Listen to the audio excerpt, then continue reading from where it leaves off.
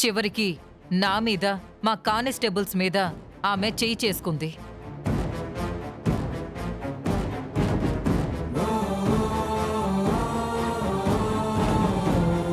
Your honour, అదిగోండి మా constables ని ఎలా కొట్టిందో చూడండి. ఇలాంటి నేరస్తురాల్ని వదలకూడదు. ఎస్ఐ గారు, ఎందుకలా చెప్తున్నారు? జడ్జి గారు, ఆమెని ఎవరో ఇన్ఫ్లుయెన్స్ చేశారు, అందుకే అలా అబద్ధాలు చెప్తున్నారు. లాయర్ గారు, న్యాయ దేవత ముందు సత్యాన్ని గెలిపించాలి కానీ అసత్యం వైపు నిలబడకూడదు. జడ్జి గారు, నేను అనుకోకుండా ఆ ఇంటికి వెళ్ళాను. అక్కడ నేను ఇరుక్కుపోయానే కానీ నేను ఎవరితోనూ లేను. Objection your honour. ఆమె చెప్పిందంతా అసత్యం. ఆమె కావాలనే వెళ్ళింది. అయ్యో, ఆమె పట్టుబడింది. ఇది నిజం.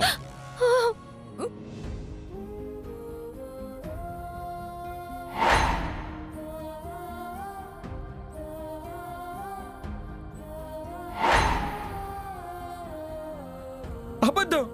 మా లక్ష్మమ్మ అలాంటిదే కాదు. ఆ సార్ అబద్ధం చెప్తారు.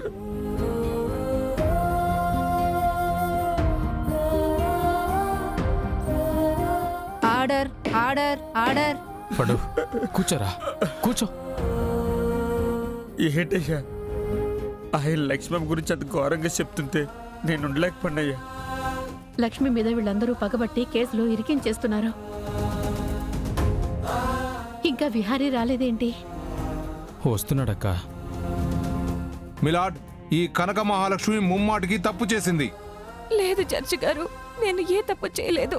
పీపీ గారు, ఆమె తప్పు చేసిందని ఇంకేమైనా బలమైన సాక్ష్యాలున్నాయా మీ దగ్గర? ఉన్నాయి యువర్ ఆనర్.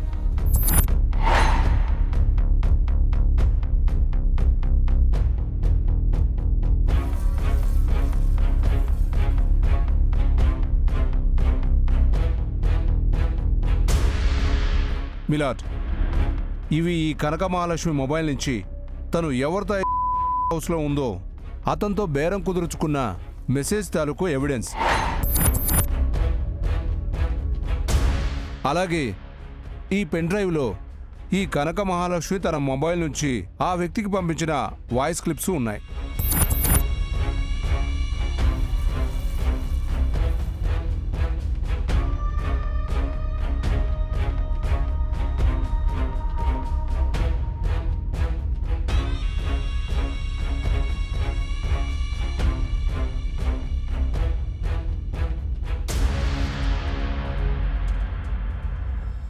మల్లేష్, నేను వచ్చాను. గదిలో వెయిట్ చేస్తున్నాను. త్వరగా రా.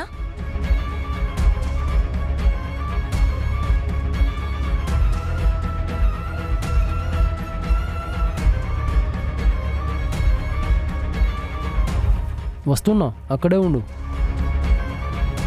జడ్జి గారు, నేను ఎవరితోనూ చాట్ చేయలేదు.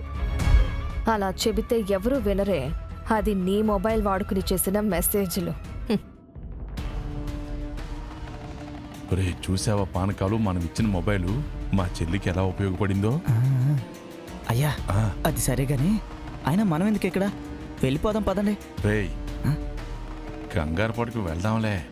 రేయ్, ఆ లక్ష్మి వల్లనే కదరా మనం అడుక్కు తిని పొజిషన్కి వచ్చాము.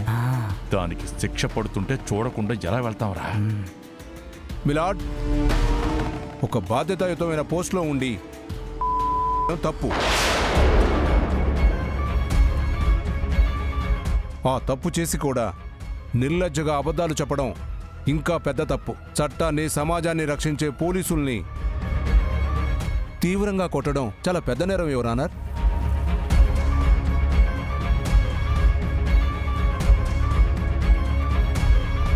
ఇన్ని నేరాలు చేసిన ఈ ముద్దాయికి మిగిలిన అమ్మాయిలతో సంబంధం లేకుండా ఈ 2 నేరాల్లో తను దోషిగా సాక్ష్యాలు ఉండడంతో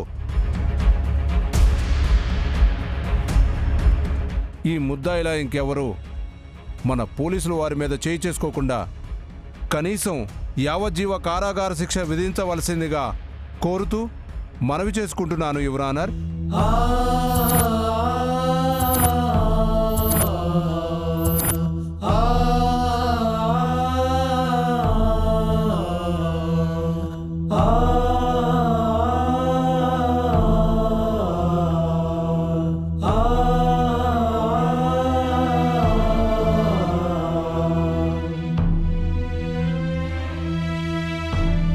దేవుడా, లక్ష్మికి ఎలాగైనా శిక్ష పడకుండా కాపాడు తండ్రి.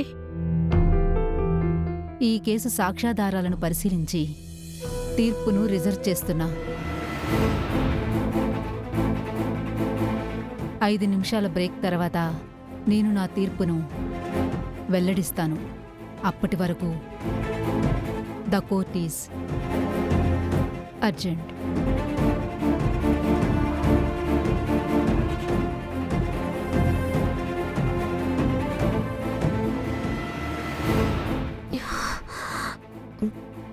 సహస్ర, అసలు నీకు ఇప్పుడు ఎలా ఉంది? డాక్టర్ గారు బిడ్డకి ప్రమాదం లేదని చెప్పారు బావా. సరే, నువ్వెందుకు ఇక్కడికి వచ్చావు? నీతో మాట్లాడాలని వచ్చాను బావా. సహస్ర, నాతో తర్వాత మాట్లాడొచ్చు కదా. నీకు బాగా నొప్పిగా ఉందనుకుంటా. నువ్వు పద. పర్లేదు బావా, నేను ఈ నొప్పిని తట్టుకోగలను. కానీ నువ్వు ఇక్కడే ఉంటే అక్కడ లక్ష్మికి శిక్ష పడితే నువ్వు తట్టుకోగలవా?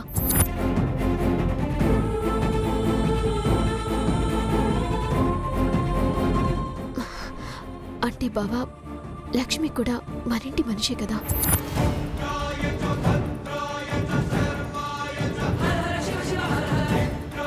నేనిప్పుడు ఈ కడుపుతో ఉన్నానంటే కారణం లక్ష్మినే కదా. అలాంటి లక్ష్మికి అక్కడ శిక్ష పడుతుంది బావా. లక్ష్మి వల్ల మన పరువు పోయిందని అన్నదానివి లక్ష్మి గురించి ఒక్కసారిగా ఇలా మాట్లాడుతున్నావేంటి? బావా, లక్ష్మి వలన మన బిజినెస్లో మనకి చెడ్డ పేరు వచ్చిందన్న కోపంతో అలా అన్నాను. కానీ లక్ష్మి అంటే నాకు కూడా అభిమానమే బావా. ఇప్పుడు అక్కడ కోర్టులో లక్ష్మికి శిక్ష పడిందంటే మనకి మన ఫ్యామిలీకి చెడ్డ పేరు వస్తుంది బావా. నువ్వేం చేస్తావో చెయ్యి, లక్ష్మి అమాయకురాలని నిరూపించు బావా. అంటే ఇప్పుడు నువ్వు నన్ను వెళ్ళమంటున్నావా? అవును బావా, వెళ్ళి లక్ష్మిని కాపాడు. పోతున్న మన ఫ్యామిలీ పరువు రక్షించు బావా. లక్ష్మిని ఎలాగైనా మన ఇంటికి తీసుకురా బావా.